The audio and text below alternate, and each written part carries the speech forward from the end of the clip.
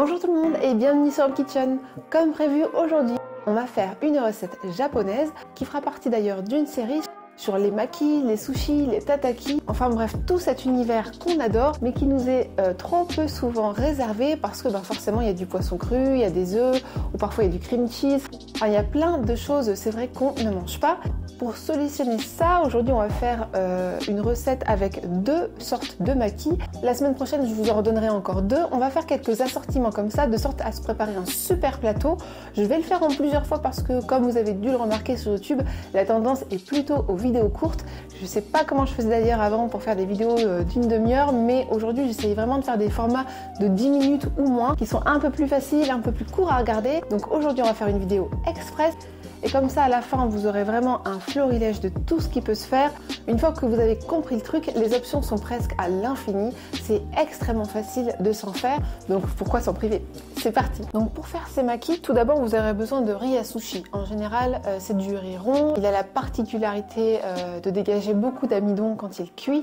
Et donc ça, c'est top parce qu'après, on va le coller donc sur des feuilles de nori. Donc ça, c'est sûr que vous ne pouvez pas le faire avec du riz basmati ou du riz jasmin. Pour l'assaisonner ce riz, parce qu'on va déjà lui donner du goût, vous aurez besoin de vinaigre de riz et d'un petit peu de sucre. Ensuite, pour la garniture, la règle est simple. On peut vraiment mettre ce qu'on veut, mais c'est toujours sympa d'avoir un espèce de jeu de texture. Du croquant, du crémeux, de l'acidité, de la fraîcheur. Mais aussi de mettre la juste ration pour avoir une harmonie entre la quantité de riz et la garniture qui va à l'intérieur.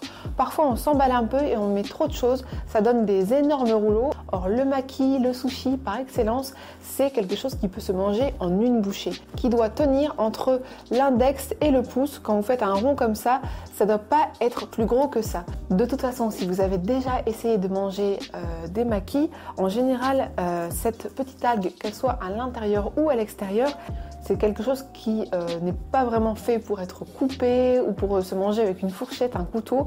Donc il vaut mieux que ça tienne juste en une petite bouchée, comme un amuse-bouche. Il faut qu'on ait toutes les saveurs dans quelque chose de petit.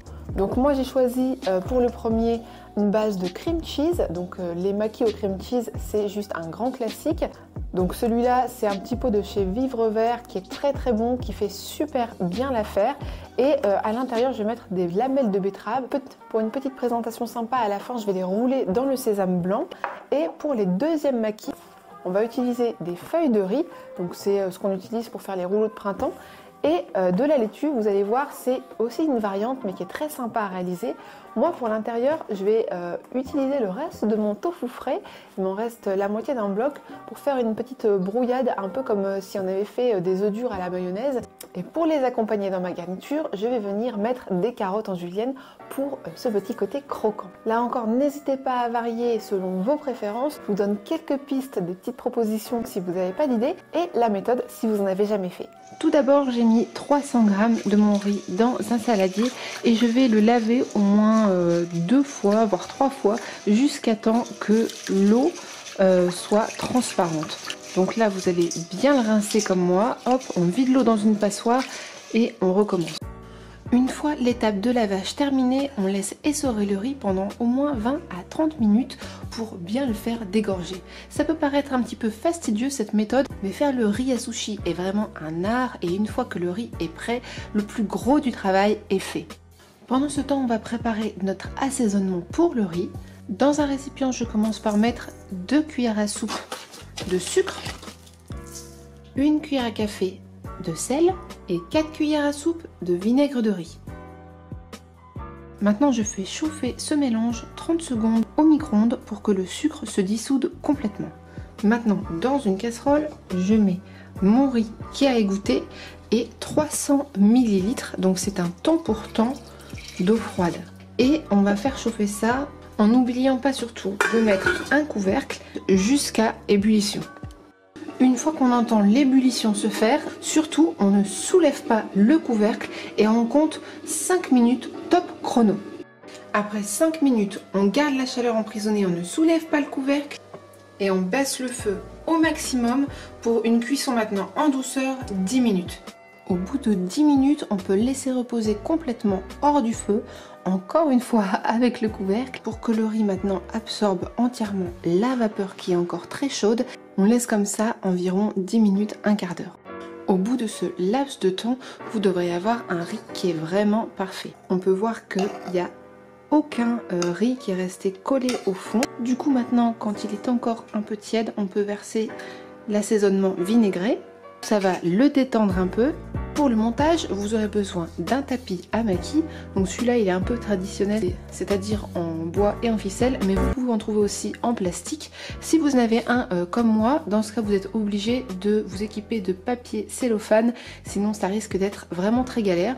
Et on s'équipera aussi d'un petit verre d'eau à côté, ça c'est pour pas que le riz colle. D'abord, on commence par installer nos feuilles de nori. Quelle que soit la feuille de nori que vous prenez, parce que oui, il y en a plusieurs sortes, sachez qu'on étale toujours sur le côté rugueux. Le côté brillant, lisse, lui, se met contre le tapis. Ce genre de petit tapis, vous pouvez le trouver par exemple au rayon du Monde dans les supermarchés. Ça coûte quelques euros parce qu'en général c'est des petits kits, mais après vous pouvez le réutiliser, donc voilà, c'est ça qui est bien. Donc on met notre feuille. Puis ensuite on trempe un petit peu ses doigts dans l'eau et on commence à étaler le riz. Donc, le truc c'est qu'il faut vraiment pas en mettre trop. Il faut l'étaler sur une fine couche, sinon ça va être hyper bourratif et on sentira que le riz et pas la garniture. Donc on n'hésite pas à retremper ses mains légèrement dans l'eau. Faut pas non plus trop humidifier la feuille, sinon elle va devenir molle et elle va se déchirer. C'est simplement pour faciliter l'étalage du riz.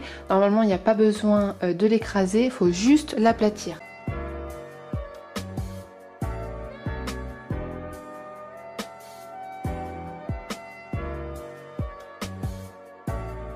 Quoi qu'il arrive, ce qui est important, c'est de laisser comme une petite bande vers le haut pour faciliter la fin du roulage. Donc je mets un petit peu de cream cheese. Puis je mets ma petite betterave. Et maintenant, on se sert donc de la petite paillote. On cale bien notre papier sulfu. On tient un petit peu en même temps la garniture. Hop. Et une première fois, on vient serrer comme ça. En fait, c'est surtout à ça à quoi elle sert. Vous pouvez très bien faire des sushis, même juste avec une feuille de cellophane, mais en fait, le problème des sushis, c'est qu'il faut vraiment être sûr de bien serrer. On remet notre petit boudin au début. Et on recommence l'étape de roulage. Et hop, on serre bien. Et après, il ne reste plus que la fin.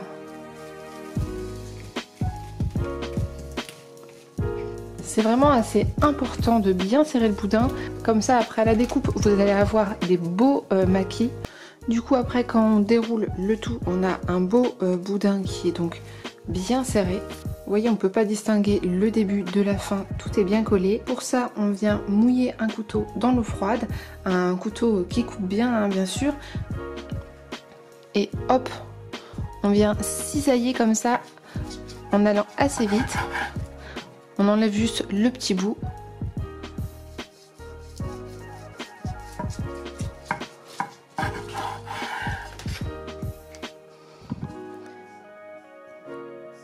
Et voilà ce que ça donne.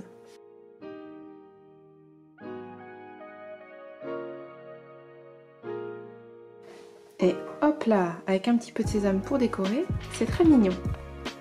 Pour ma deuxième garniture, je mélange du tofu frais que j'ai grossièrement écrasé et une mayonnaise vegan maison que j'ai fait en 1 minute. Je vous mettrai la recette en description, je l'ai déjà fait plusieurs fois en vidéo, c'est très facile. Pour le deuxième, je vous ai préparé une variante pour toutes les personnes qui seraient complètement allergiques à la feuille d'algue, façon de parler. On en a tous eu dans notre entourage qui disent « moi j'adore les sushis mais la feuille d'algue je peux pas ». Dans ce cas-là, on peut prendre une petite feuille de riz. La feuille de riz, c'est cette petite feuille qu'on utilise d'habitude pour les rouleaux de printemps. Donc on va venir l'immerger complètement dans une assiette avec de l'eau.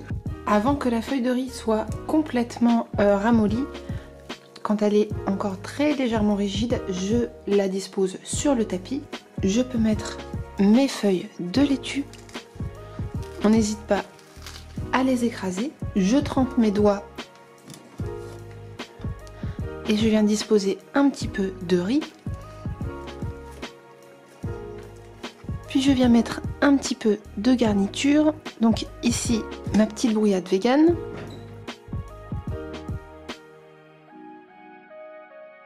Bien sûr, on essaie de ne pas mettre les bouts trop pointus vers l'extrémité pour pas que ça perce la feuille de riz qui est un peu plus fragile. Et là, on reprocède de la même manière. On prend tout, le papier cellophane et la garniture. On tient un petit peu avec ses doigts comme ça une première fois. On appuie bien, on compresse. Une fois qu'on a déjà un premier rouleau, on le redécale ici. On enlève la première couche. Et hop, on recommence. On tire un petit peu pour bien tasser, bien presser. Et ça, c'est vraiment le secret pour moi des maquis. C'est à chaque fois d'être sûr de bien presser, bien tirer. Après, donc, on se retrouve avec ce boudin. Et on n'a plus, idem, qu'à parer les côtés et à découper en tranches, toujours en cisaillant assez vite.